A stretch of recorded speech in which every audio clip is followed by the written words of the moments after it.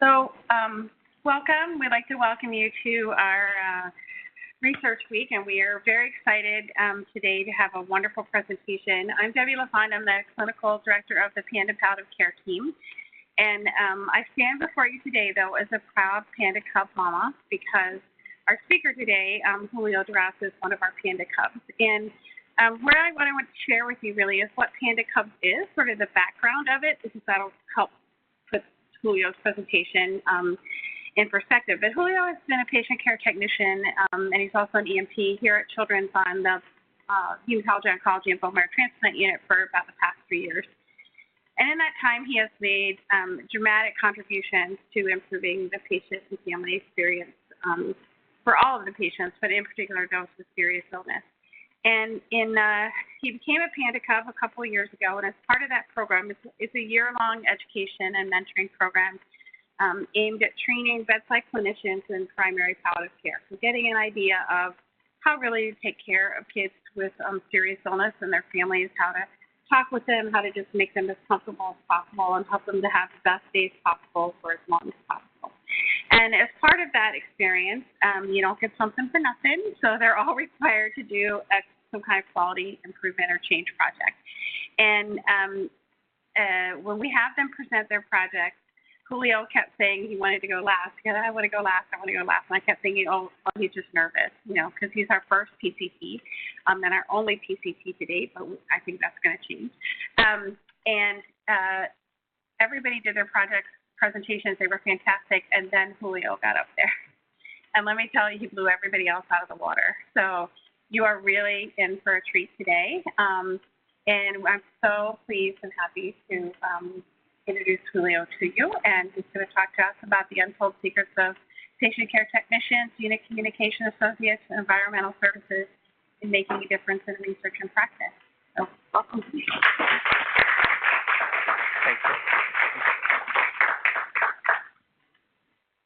Hey, everyone. Can everyone hear me? Yeah, okay. This is actually really weird because about 4 years ago, I was sitting back there, and I was going through my Power of One training through Heather. And I was like, man, you must be someone really high up in the hospital to ever teach here. But here I am. So good luck, right? I hope it goes well. I'm playing. We already did this one. So like Debbie said, my name is Julio. I'm a patient care tech on the Hematology Oncology unit. So before we start, actually, I want to say thank you to some people. There's a huge list, but I'm only going to put it down to a little group of people. First is Debbie. She not only let me be part of the Panda Cup team, but she's also mentored me through this entire process. I'm constantly bothering her and emailing her, which is different stuff. And she's like, it's okay. She's like, yeah, run with that. Yeah, no, or change it this way or change it that way. It's going to work out. Also, Eileen, I got invited to a meeting where I was able to present the work that I was doing. I didn't really get much information about it, so I showed up in scrubs. And the joke is that everyone there had at least 5 PhDs. Or 4 master's degrees, and I was like, I'm not going to go too much into my school. I'm a tech on hematology, so let's get started. But afterwards, she was like, hey, would you be interested in presenting the work that you're doing? And I was like, yeah. And I went to your office, and we met, and Ginger was there as well, and I was amazed because it's right down the hall, and I used to walk there, as I go to the cafeteria, and I'm like, man, I wonder what they do there. I'm like, they have really cool seats. I'm like, they must just be thinking about all this research and stuff that's going on throughout the hospital. And then I got invited, and then I was like, I'm so lost. I was like, why did I go in there? But Ginger was able to sit down with me and say, okay, what's going on? What do you think? Did everything make sense to you? Let's develop a team that's going to help you get this done in the way that you want to see it. And that's where Heather came in. I think for the past 2 months, I've just been bothering her a lot. Emailing back and forth, and she'll read all my stuff and be like, let's fix this, let's do that. But she's also been able to help me just get this image down here and being able to present it and make sure that we get the message across to everyone. So like I said, I'm a patient care tech, hematology oncology. I'm also part of the decon team for the hospital, part of the skin team for the hospital, and a Panda Cub, something that I never thought I would be able to join. My experience comes as an EMT for the state of Maryland. I did 5 years of adult hospice and 5 years of pediatric hospice. The weird thing is that when you go through EMT training, there's no training at all on how to deal with kids who are end of life or adults who are end of life. There's just more on how to make someone stable, how to get them to where they need to go, and that's it. So I was very confused when I ended up with 5 years of doing pediatric hospice and adult hospice. And for the last about 2 years or year or so, we've developed a lesson plan for PCTs who are patient care techs, EVS environmental services, to receive an awareness class of just how to prepare them or just how to get them ready for what they're going to see when they get to the floors. So in 2017, like Debbie said, I was able to join the Panda Club program. It was amazing. It was exciting. I almost missed my application by like a few hours, I think, and I went to her office and I was like knocking, being like, please let me in. And luckily she did. And on graduation day, you're expected to present the work that you're doing. And like she said, I was super nervous, but there were so many awesome people there doing their stuff, and I was, oh my God, I was like, I don't think I can like compete to what they're doing and all this work that they're talking about. But in the last year, we have been able to introduce pediatric palliative care awareness to all PCTs in the hospital. So before 2018, this was not a requirement by the hospital at all. As of 2018 and on, this is now mandatory for every patient care tech to receive some sort of awareness. The actual class at first, thanks to Ms. Montague, who let me continue with this, was only 5 minutes. They were like, hey, we have 5 minutes for you, and that's it.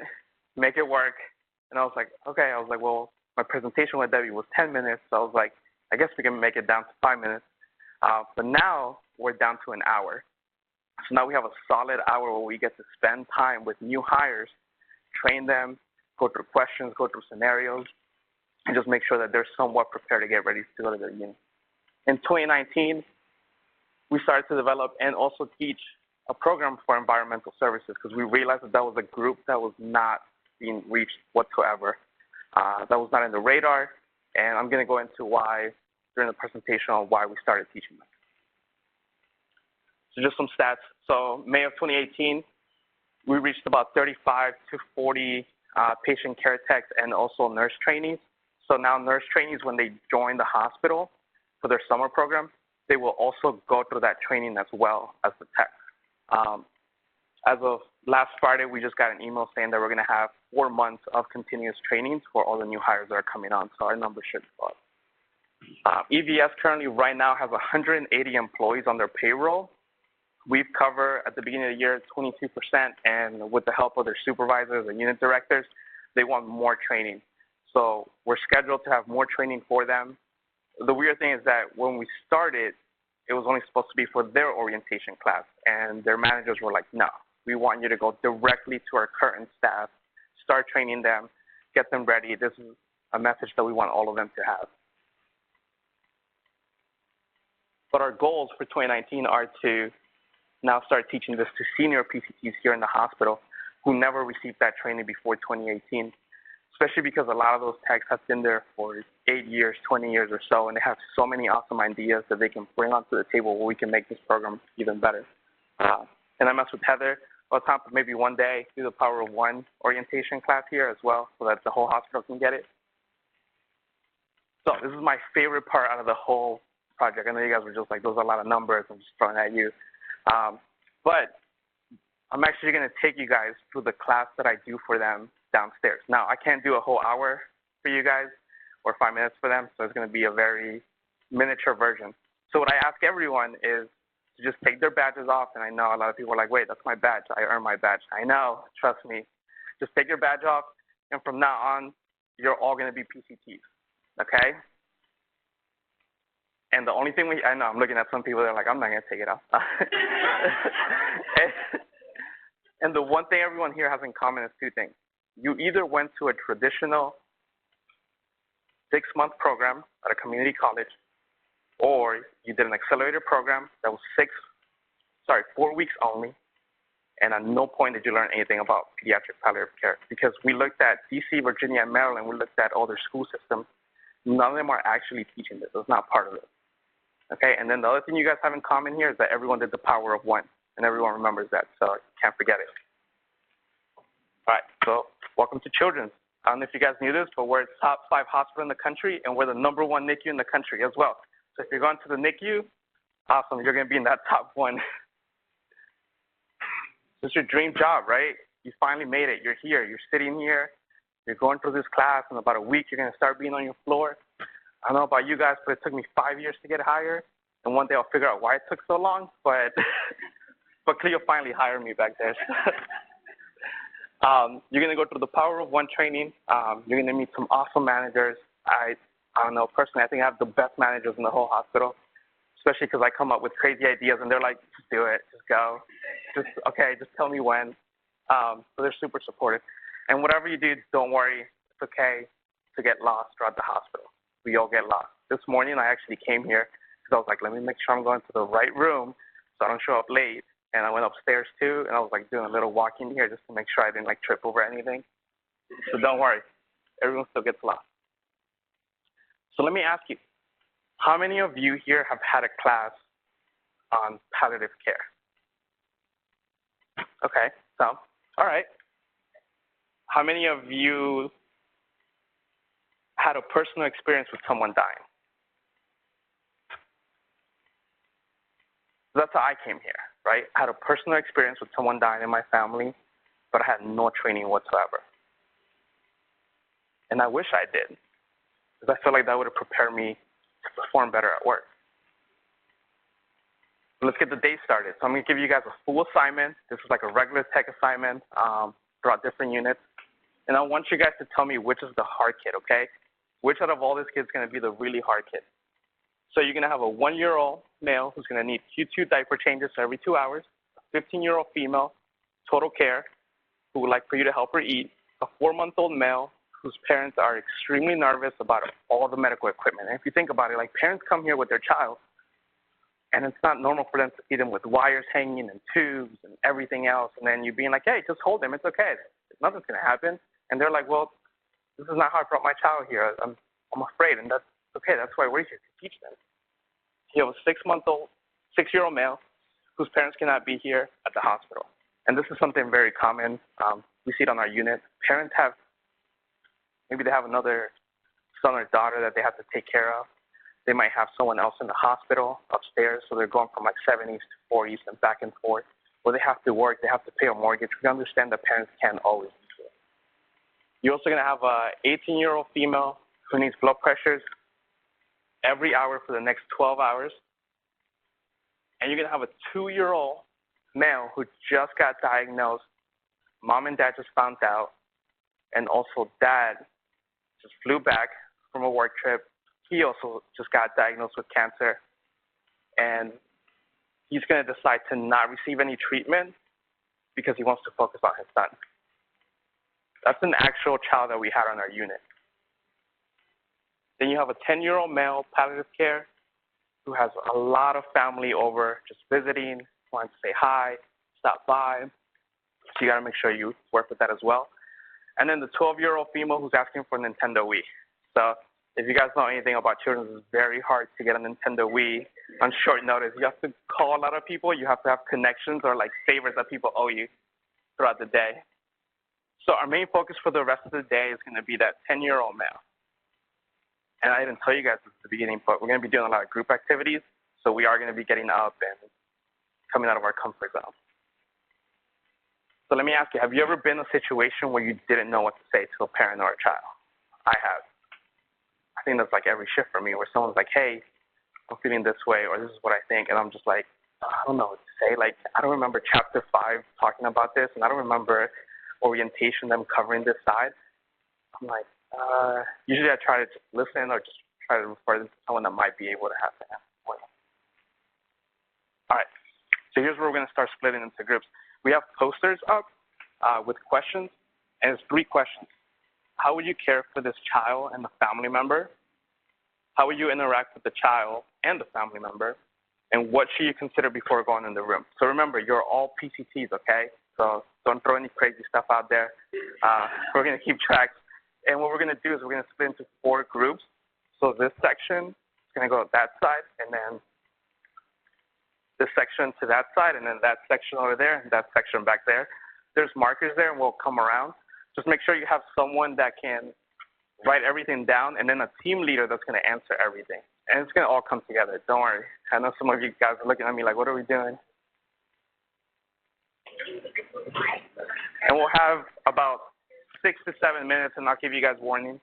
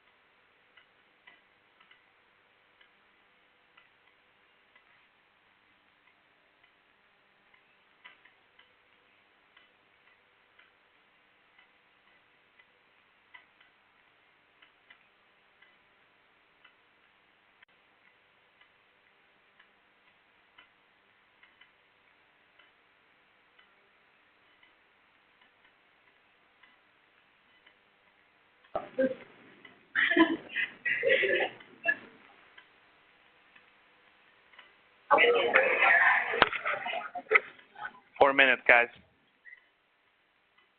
No pressure.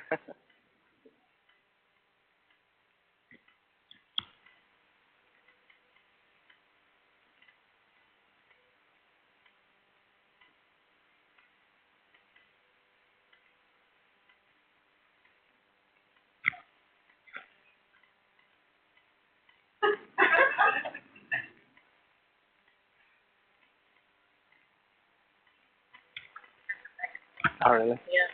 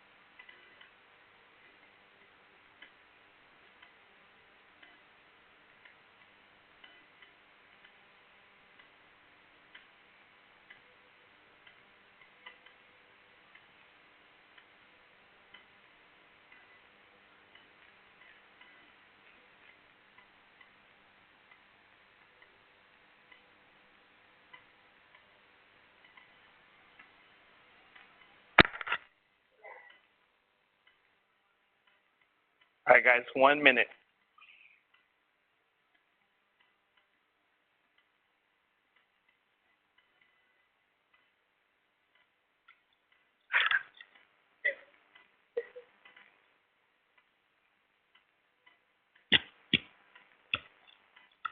And don't forget to have your team leader ready to answer all the questions.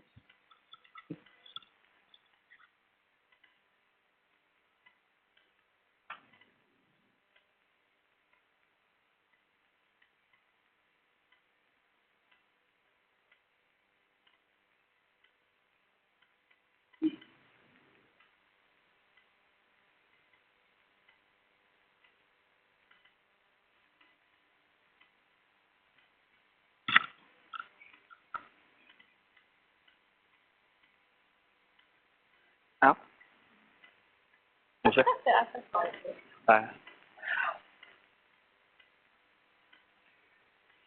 So we'll have this be group 1 over here, then group 2 with Cleo, group 3 with Marcus, and group 4 with Cherry. And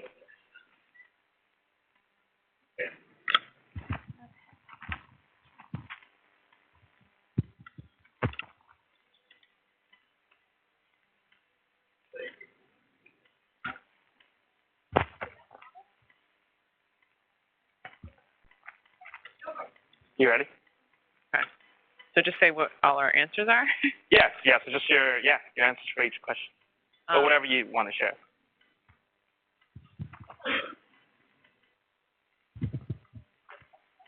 Okay. So for how we would interact, or how you would care for this child and the family, we said we'd start our day with getting a report from the nurse, and also maybe tips from the offgoing PCT, since we do a PCT report. We would review the chart and look at kind of like the orders and what's going on with the patient. We would talk to the team, meaning the other PCTs and nurse, and see what the priorities are for this kid, and like if we have to cluster care together or whatever. I would want to check with the nurse or the PCT from over the last shift who's there, like who's at the bedside, so I can understand who all the people are. And then I guess when we're caring for the patient in the room, we would want to make sure that the family seems comfortable if they're, crowded, if they need more chairs, or if food is building up and then I need to help tidy up the room or whatever else. For how to interact with the child and family, we said that a lot of our PCTs have relationships with patients and families, so we kind of have to consider that. But either way, I'd introduce myself and explain my role to everyone that was in the room, ask the family what they want us to do so that they can tell us how involved or not they would like us. And then in all interactions, make sure you're making eye contact, so showing like respect and care, as well as speaking to the child, not just the family.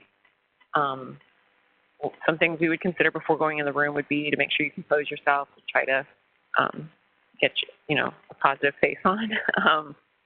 Make sure that you're aware of their cultural or religious preferences before you go in.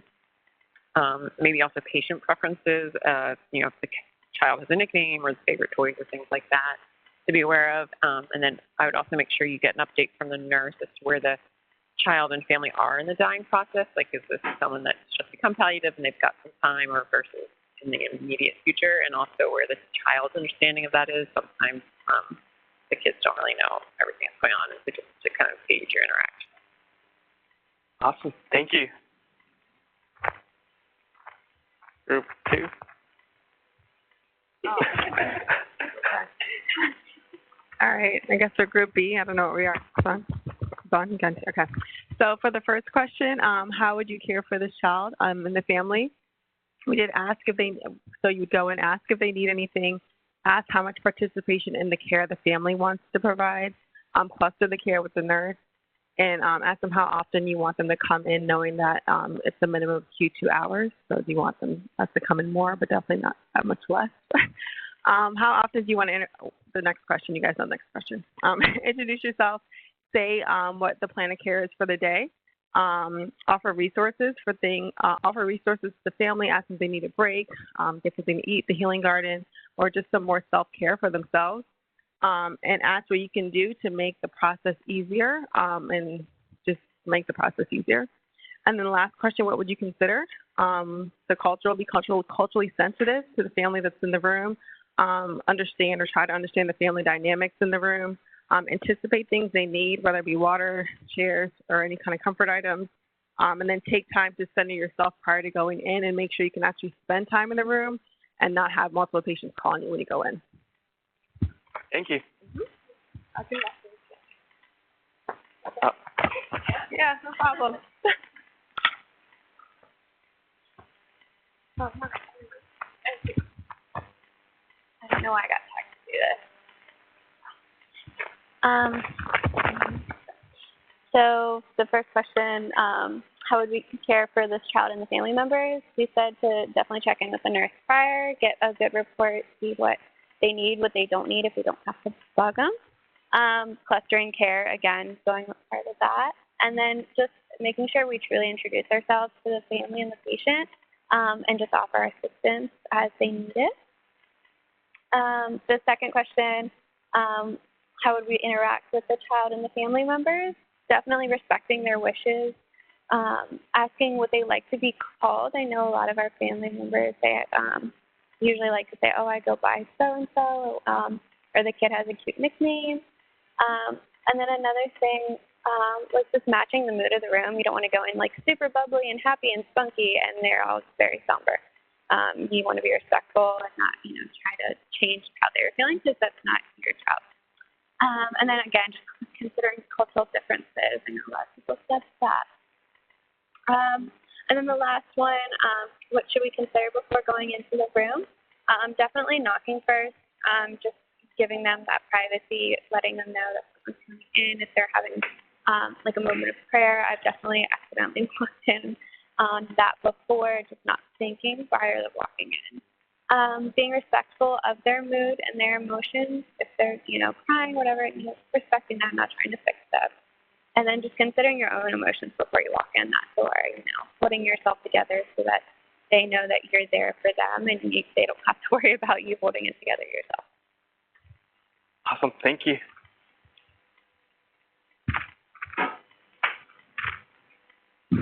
All right. So for the first question, besides the clinical needs, we just kept it short and simple. Just listen to the needs of the family and the patient and address that. Second question, how do we care for the child and family members? We're going to introduce ourselves, explain what we're doing to the patient, keep them informed. We're going to explain our role. We're going to give them choice to the best of our abilities. We're going to ask if it's a good time, talk, read the room in general. We're going to listen to how the family members feel. Before going into the room, we're going to consider the emotions being felt inside. We're going to see for the room, and we're going to respect their cultural practices, what state they are in. Awesome. Thank you. So I know you guys are like, man, Julio, why did you make me get into groups, and why did you make me go write and speak out? Because I didn't want to do that. That's not what I signed up for today. But here's the reality. The reason why I love Children's National so much is because it's such a diverse group of people. You see, when I teach the PCT classes, it's everyone from different age groups, different life experiences, different hospitals that they're coming from, or maybe just straight out of school coming here. And we split into groups, and I'm like, okay, here's the goal, right? Our goal is that 10-year-old. That's the only goal that we have right now. How can we all come together and make sure that we provide the best care possible? And just seeing everyone interact and seeing everyone work with each other and share their ideas, it's amazing, because You don't see that in a lot of places. And you don't see that kind of dedication towards either patients or family members in other places. And when you come here, everyone's like, I have one goal. I want to make sure that all the kids here have either an awesome experience with the parents or we provide the best quality of care. So the time now is 19:15. All right, that amazing 10-year-old that you had passed away. So you started your shift at 7 a.m., and now you're getting ready to clock out, and your 10-year-old passed away. And you realize that this is your first time ever. You've never in your life seen a child pass away, okay? And you decide to stay after to help the nurse. The shift change was a little chaotic. So you're like, all right, I'm going to stay after. I'm going to help out, at least get everything ready. And if you guys know anything, by 7:24 p.m. for everyone that works here, it is a party on the shuttle. The music is pumping. The driver's excited. You have all your friends on the bus. But at 9:45 p.m., you are by yourself. And when you get to the garage, you're walking by yourself in the dark. You don't have your posse with you anymore. But you decide to stay. You say, hey, it's okay, I'm going to stay. I'm going to help. So you get the patient ready. And you go to pathology. You're going to take the patient to pathology. And Dad says, hey, can I go? And everyone knows the rules. You can. It's not one of the options that we give. And Dad says, hey, I really want to go. This is something that I have to do. I can't just leave like this. Can I at least just make it halfway with you guys? And you get permission from charge. And you're like, okay, well, we're just going to go halfway to the hall. But then you're going to, from there, we're going to have to go on our own. And Dad says, okay. You see, the crazy thing is that when parents come here to the hospital with their child, they expect to leave the hospital with their child. To them, or just to anyone, it wouldn't make sense to say, hey, I'm going to go into this hospital with my child and then leave without him or her. The crazy thing is that I say that at every class, okay? And I always love when people interact in my classes and they're like, I want to share something. And last class that I had, someone actually was like, hey, do you mind if I share something real quick? And I was like, sure. And it was one of the new patient care techs that was hired. And she goes, my son died here a few years ago. And I still haven't recovered from that. But my goal was to one day work here to make sure that I could help families out because I can relate to them through what they're going. You see, I've never had anyone say anything like that, so I was shocked. I was like, what do I say? And she shared this with the whole group, and then she just sat down, and she was like, I hope I can make a difference here because that was my goal. And she just sat down, and we continued. So I started thinking, I'm like, well, what happens when you go home, right? So like my parents, they're not in the medical field. I can't call my dad and be like, hey, Dad, what's up? So, by the way, a 10-year-old died today on my shift. Want to talk about it? He'll be like, call your mom. Like, maybe she can help you. And then my mom's going to be like, I don't know, call someone else. See, they're not in the medical field, right? But what happens if you're new to children's, or what happens if you still haven't built that relationship with other coworkers? What do? Do you have someone that you can talk to when you get home? Do you have someone that you can talk to at work? What do you do to cope with all the images that you see here at work? What do you do to cope with everything, with the stress? See, when that 10-year-old passed away, I went through this like roller coaster of, was I angry? Was I upset? I didn't know how I was feeling. Who do I talk to? Am I cool enough with people yet to talk to them about something like this? Is this a topic that you don't really want to talk about, like at work? Because everyone's leading through the same thing. And at home, I couldn't do that. So I was like, all right. I'm just going to go for a walk. I'm just going to listen to music. And that's all I did. I know it sounds kind of like Forrest Gump to me, like he just walks a lot, but that's all I did. I just walked. And I was like, I got to figure out how to deal with this, how to just cope with all this stuff that's going on and this image that I just saw. Well, I think I was lucky and blessed because then I met Debbie, who allowed me to join Panda and become a Panda Club. And they prepare you, but not just for yourself, but they also teach you to help other staff members as well and to work as a team. And this is usually what we teach people based on stuff that we've learned, is just take a breath. It's okay. Just take a deep breath.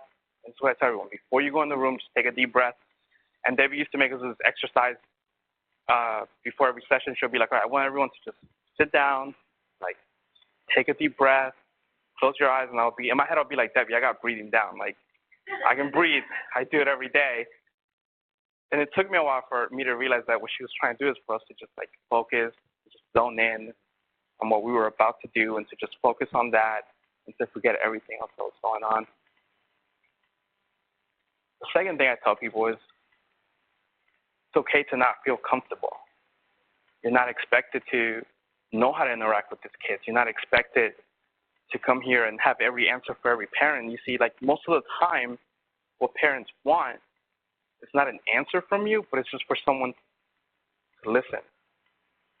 And I feel that most of the time we all want to just give an answer because we want to help, because we're in the medical field and that's what we're here to do.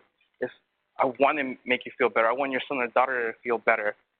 But what they want is just someone to listen to. And that's why I love EVS so much. I'm like the biggest fan of environmental services for one reason. They may not know what to tell you, but they're great at listening.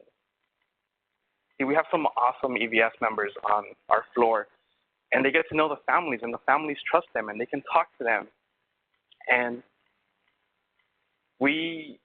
part of our training is that we get family members to come back to talk to us.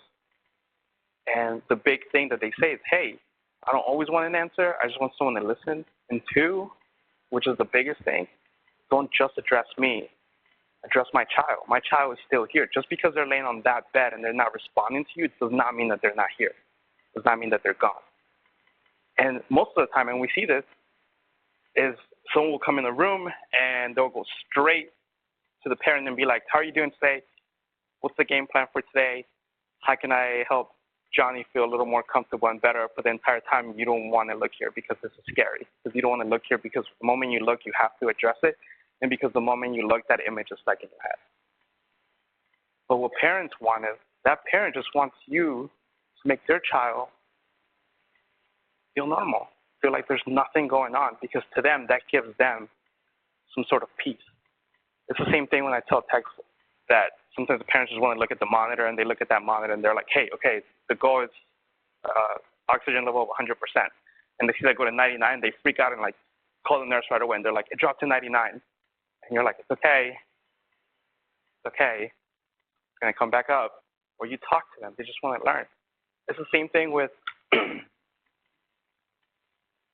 them being afraid to sit next to the bed or to sit on the bed with the child just for a second, just to hold them. They feel like this is a hospital bed and that's it, and you can't touch anything around the bed and you can't do anything around the bed because if something happens, they got to come here and you got to be out of the way. So they'll either sit on the other side of the room and just stare at their child who's dying for hours or throughout the whole night.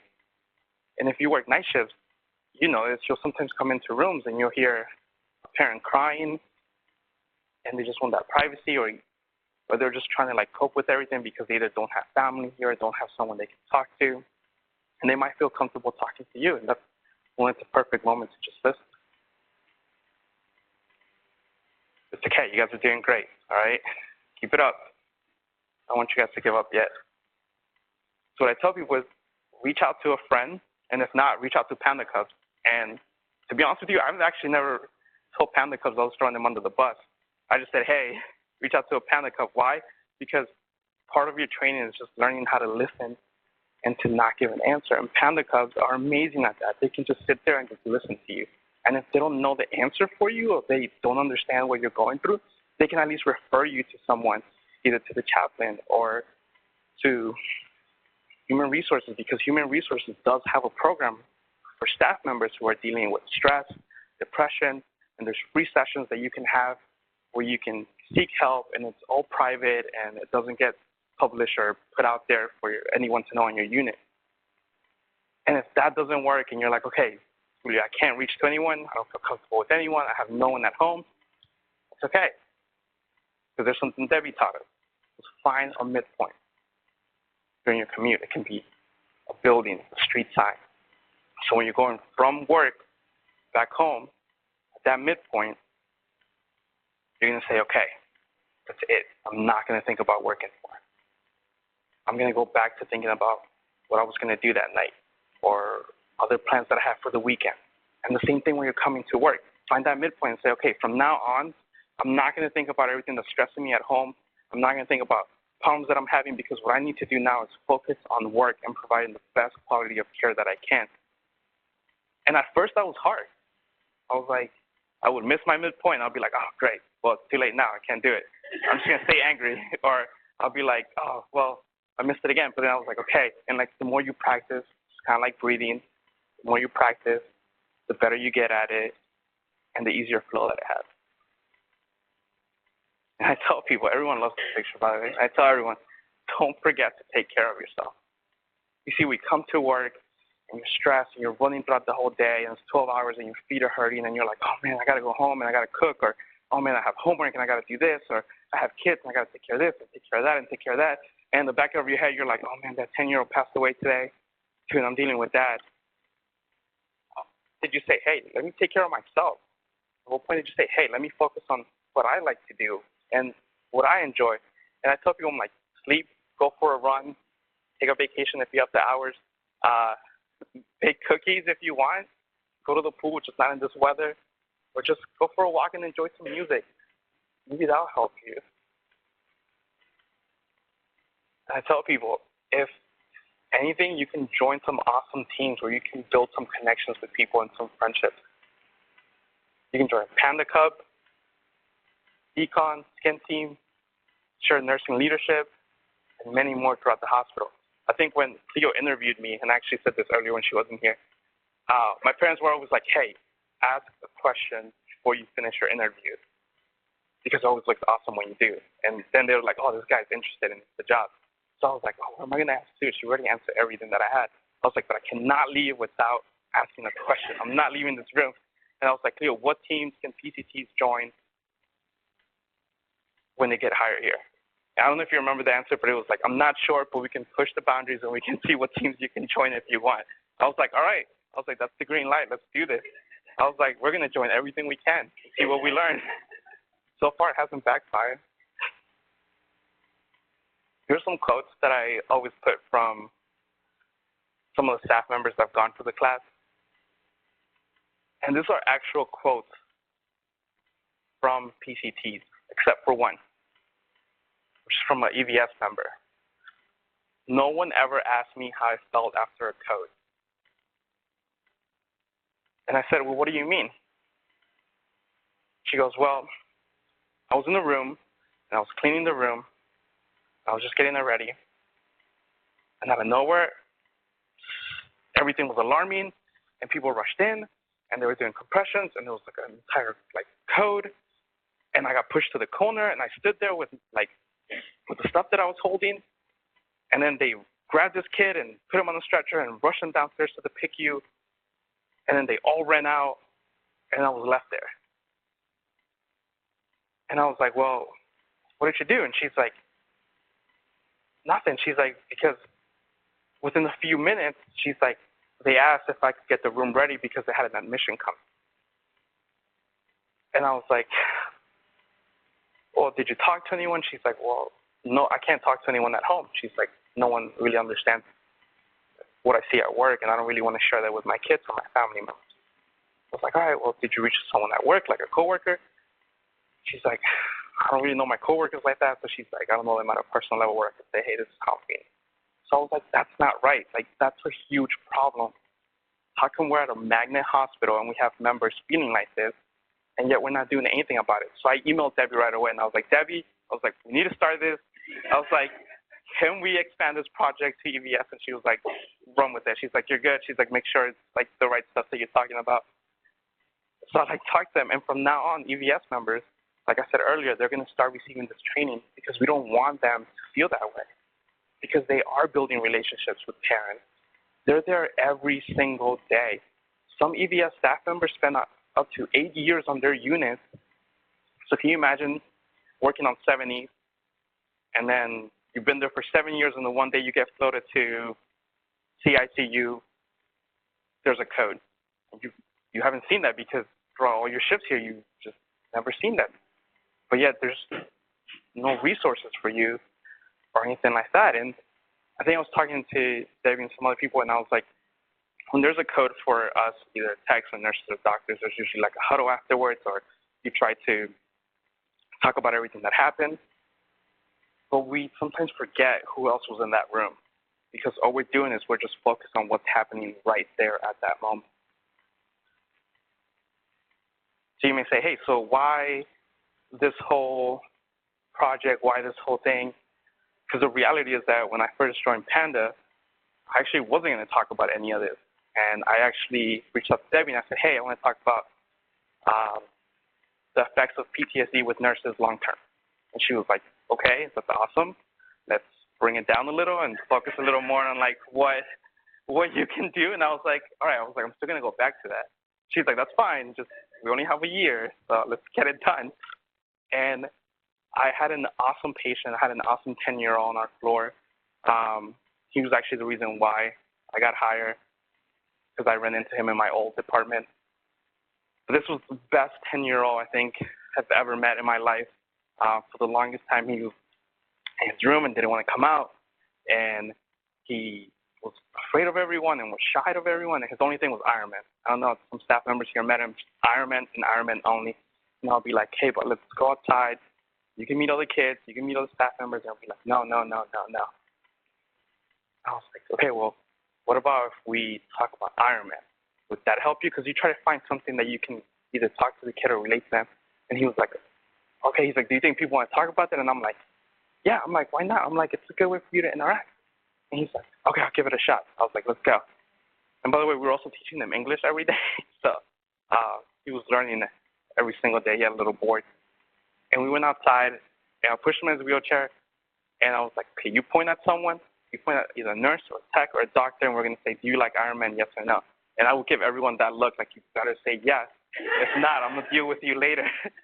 And then we'll be like, yeah, I love Iron Man. Oh, yeah. And he's like, oh, people like Iron Man here. And I'm like, yeah, you have something in common with everyone. Here, I'm like, everyone here cares about you, and everyone here wants you to get better. And that was my interaction with him during the day. But at night, Mom would come out of the room and just cry every single night. And she would see me down the hall, and she'll be like, I don't know what to do. She's like, I haven't told him how his diagnosis is going. I don't want him to know. He's in a good mood.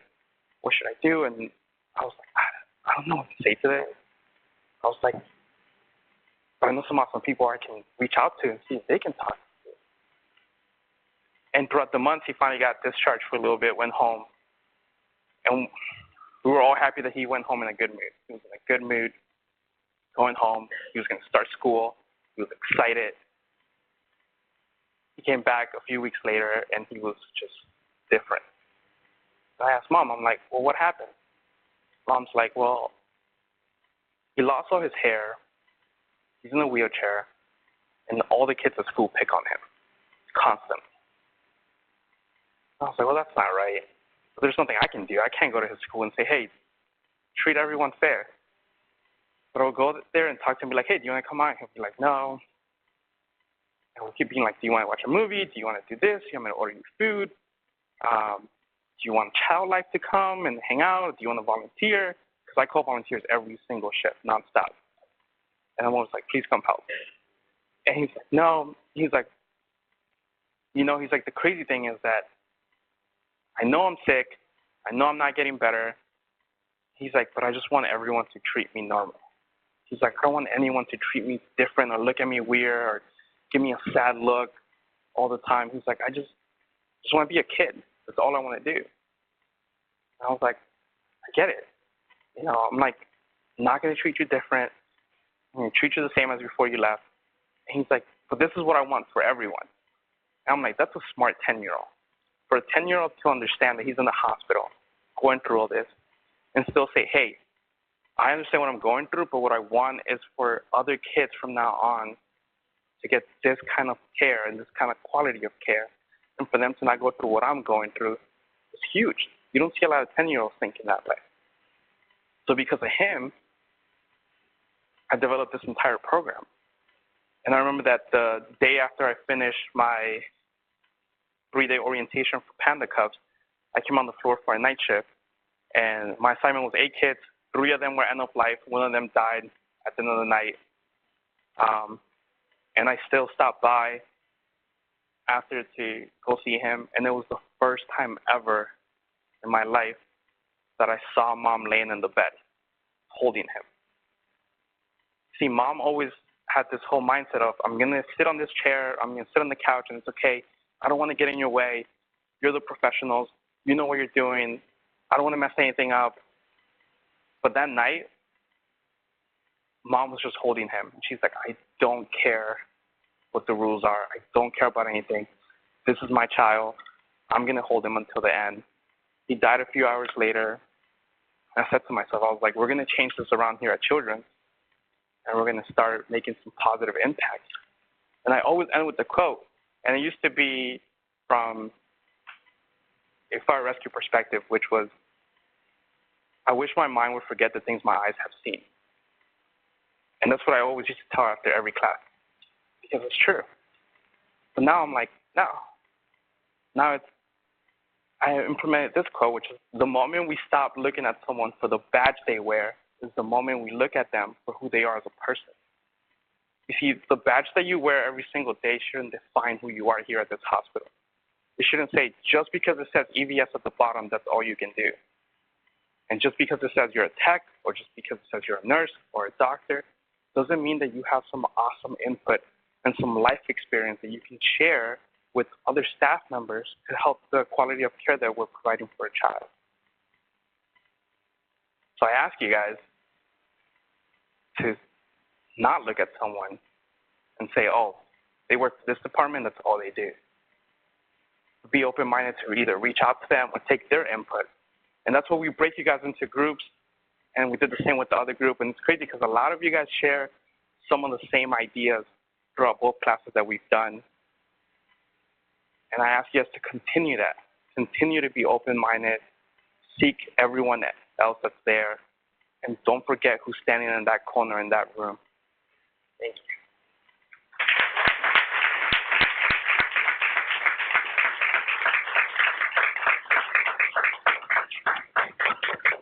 So, in Panda Club, when we start, we usually have, not by age, but by experience. We have a person who has the least amount of experience, newbie, come up, and we have someone who has the most amount of experience come up to the room, and normally this is kind of gifted state.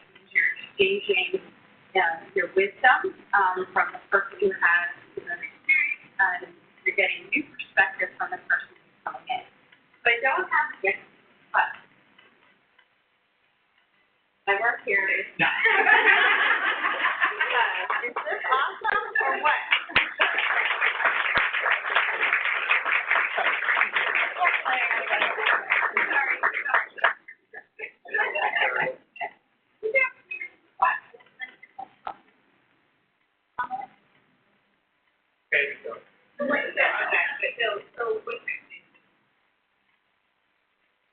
Yeah, so we're scheduled for the next 4 months to continue orientation classes for PCTs. We're also going to schedule for the rest of the year for training for EVS, for the different schedule. Also trying to do and that's the obstacle that we have. Yeah, UCS and the PA especially, we noticed that PA stays in their room for 12 hours, only maybe one break at a